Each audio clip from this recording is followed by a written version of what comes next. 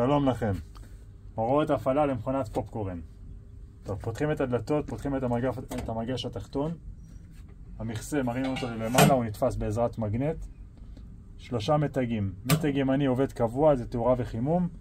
חימום תחתון ותאורה זה בעצם שומר על הטריות. זה עובד קבוע לאורך כל הפעילות של המכונה. 2 מתגים השמאליים זה חימום ומערבל. אלו אנחנו מפעילים רק עם חומרי גלם בסיר. במידה ויופעלו ללא חומרי גלם, הסיר עלול להישרף. בסדר? אז מפעילים את 2 המתגים רק עם חומרי גלם.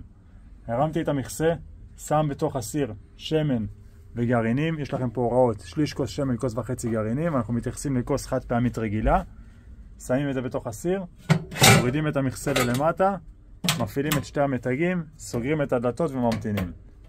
תוך כמה דקות התחיל לפצפץ, לצאת החוצה, רואים שזה מפסיק, פותחים את הדלתות, מרימים את המכסה ללמעלה, מכבים את 2 המתגים השמאליים, הידית בזהירות ובעדינות שמאלה, מנערים, מחזירים את הידית ימינה ומחזירים בחזרה את הסיר. יש לשים לב שהסיר זה נכנס בין 2 המגרעות, אחרת הוא עלול להתאפס, בסדר? מחזירים וחוזר חלילה. אחרי שהכנו את הפופקורן, מילינו את האקווריום, מומלץ לפזר מלמעלה מלח ולהגיש את זה חם. עכשיו הוראות ניקוי.